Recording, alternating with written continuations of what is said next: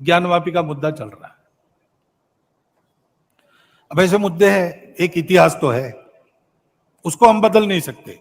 वो इतिहास हमने नहीं बनाया, न आज के अपने आप को हिंदू कहलाने वालों ने बनाया, न आज के मुसलमानों ने बनाया। उस समय घटा, इस्लाम बाहर से आया, आक्रमकों के हाथ आया। उस आक्रमण में भारत की स्वतंत्रता चाहने वाले व्यक्तियों का मनोधैर्य खच्चे करने के लिए देवस्थान तोड़े गए, हजारों है। हिंदू समाज का विशेष ध्यान जिन पर है, विशेष श्रद्धा जिनके बारे में ऐसे कुछ है, उसके बारे में मामले उठते हैं। अब इसका विचार क्या करना, ये मुसलमानों के विरुद्ध नहीं सोचता है हिंदू। आज के मुसलमानों के उस समय पूर्वज भी हिंदू थे। उन सबको स्वतंत्रता से चिरकाल तक वंचित रखने के लिए, उनका मनोधैर्य दबाने के लिए किया गया। इसलिए हिंदू को लगता है कि इसका पुनरुद्धार होना चाहिए। हम तो कुछ नहीं कहते, हमने 9 नवंबर को कह दिया कि एक राम जन्मभूमि का आंदोलन था जिसमें हम अपने प्रकृति के विरुद्ध किसी ऐतिहासिक कारण से उस समय की परिस्थिति में सम्मिलित हुए। हमने उस काम को पूरा किया। अब हमको कोई आंदोलन वगैरह करना नहीं है।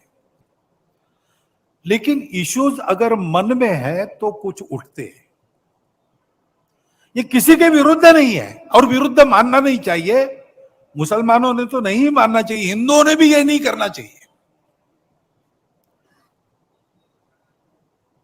अच्छी बात है, ऐसा कुछ है, आपस में मिल बैठकर सहमति से कोई रास्ता निकाले। लेकिन हर बार नहीं निकल सकता। इसमें कोर्ट में जाते हैं तो फिर कोर्ट जो निर्णय देगा उसको मानना चाहिए। अपनी संविधान सम्मत न्याय व्यवस्था को पवित्र सर्वश्रेष्ठ मानकर उसके निर्णय हमको पालन करने चाहिए। उनके निर्णयों पर प्रश्न चिन्ह नहीं लगाना चाहिए।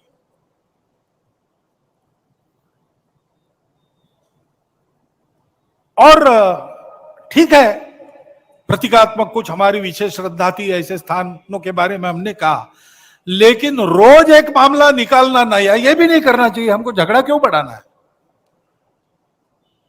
ज्ञानवापी के बारे में हमारी कुछ श्रद्धाएं हैं, परंपरा से चलती आई, हम कर रहे हैं, ठीक है, परंतु हर मस्जिद में शिवलिंग क्यों देखना? तो भाई वो भी एक पूजा है, ठीक है, बाहर से आई है, लेकिन जिन्होंने अपनाई है वो मुसलमान, वो बाहर से संबंध नहीं रखते, ये उनको भी समझना चाहिए। यद्यपि पूजा उनकी उधर की है, उसमें वो रहना चाहते तो अच्छी बात है। हमारे यहां किसी पूजा का विरोध नहीं, सबकी मान्यता और सबके प्रति पवित्रता की भावना है। परंतु पूजा वहां की होने के बाद भी वंशज वो हमारे प्राचीन सनातन काल से चलते आए ऋषि मुनि राजा क्षत्रियों के पूर्वज है, वंशज है। समान पूर्वजों के वंशज हम है। परंपरा हमको समान मिली है। शत्रु मित्र भाव हमारे लिए समान है। देश के हर स्वातंत्र्य युद्ध में हिंदुओं के साथ राष्ट्रीय वृत्ति के कुछ मुसलमान लड़े हैं। वो यहां के मुसलमानों के लिए आदर्श है। अशफाक उल्लाह खान, इब्राहिम खान गारजी, इतिहास काल से चलता आया है। उनका संबंध यहां से है, बाहर से नहीं है। और इसलिए उनको भी समझना चाहिए, भारत मातृभूमि, भारत की संस्कृति, सर्वसमावेशकता उसकी, किसी को न बदलते हुए सबको अपना मानना, अपनी पूजा अपने जगह अपने लिए सर्वश्रेष्ठ है, लेकिन सबकी पूजा सबके लिए सर्वश्रेष्ठ है। किसी की बुराई नहीं करना, मेरा ही सही, ऐसा कट्टरपन और अहंकार नहीं रखना, और जनजीवन में सबके साथ बराबरी में आना, ये मान्य था। इसलिए तो पाकिस्तान बना, तब कुछ लोग चले गए, ये लोग नहीं गए। ये लोग नहीं गए, इसका अर्थ यही है ना, हमारी पूजा अलग हो गई इसलिए हम भारत को छोड़ना चाहते, ये हमको मंजूर नहीं, ऐसे ही सोचा होगा। तो उस भारत के साथ समरस होकर रहना, अलगाव का वही राग फिर से अलापना नहीं, पूजा अलग है इसलिए अपना हित अलग है, ऐसा मानना नहीं। और संपूर्ण हिंदू समाज ने भी यह समझना कि ये हमारे ही पूर्वजों के वंशज, रिश्ते से, हमारे खून के रिश्ते से हमारे भाई, ये अगर वापस आना चाहते तो दोनों हाथ खोलकर हम उनका स्वागत करते। नहीं भी आना चाहते तो कोई बात नहीं, हमारे यहां इतने 33 करोड़ देवता है, और बढ़ जाएंगे, क्या फर्क पड़ता है, अपनी अपनी पूजा तो सब कर रहे हैं। देशभक्त हो सब लोग, हमारी संस्कृति की उदारता, सर्वसमावेशकता, सबको समान रूप से देखना, अपना मानना, अपने विकास से सबका विकास हो, अपना विकास कोई अलग और विशिष्ट नहीं है, सबके साथ, ये देखना।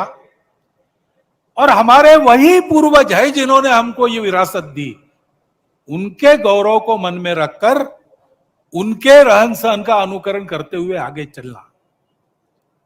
एकता का तो यही मार्ग है, हमारे संविधान की प्रस्तावना इसी का आदेश देती है, उसमें मार्गदर्शक तत्व है, वो यही बताते हैं।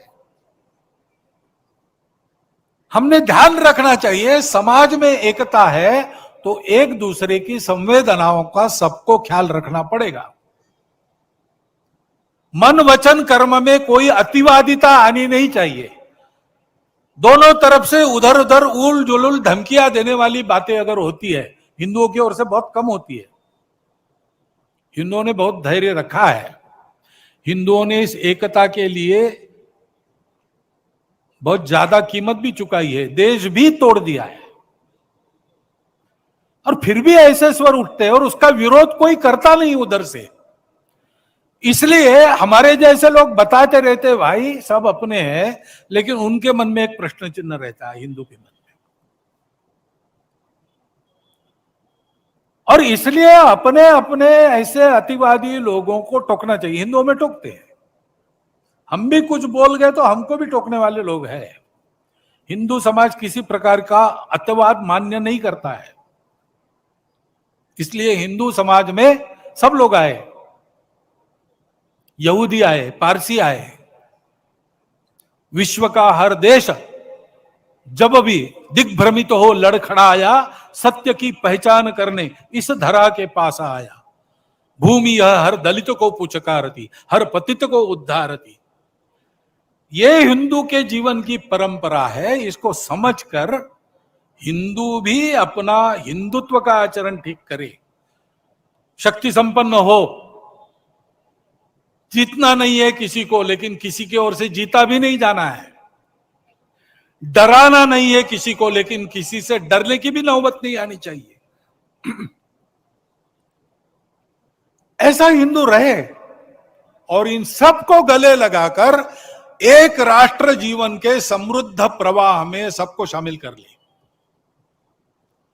इसके लिए जैसा शील चाहिए, जैसी शक्ति चाहिए, वैसी शक्ति सब में भरने का यह संघ का प्रयास है।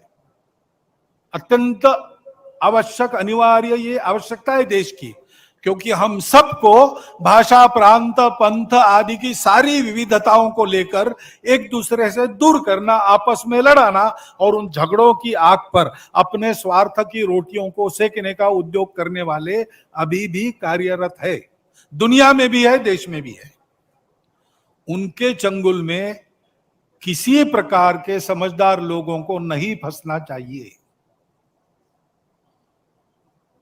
लंबा चलना पड़ेगा। आज ऐसा विचार आया, किसी ने बोला और कल बदल हो गया, ऐसा नहीं होगा। कठिन रास्ता है, उबड़ खाबड़ रास्ता है, लेकिन इसमें से जाना पड़ेगा।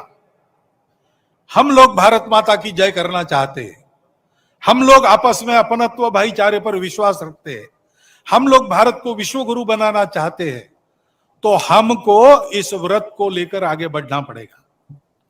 सामर्थ्य संपन्न संगठित हिंदू समाज अपने हिंदुत्व की सच्ची प्रवृत्ति के आधार पर देश में क्या, सारी दुनिया के कलह, द्वेष, स्पर्धाएं बंद करके एक नई सुखी सुंदर दुनिया बनाने की क्षमता रखता है। उस क्षमता का, उस गुणवत्ता का जागरण सारे देश में करने का ये संघ का प्रयास 1925 से चल रहा है।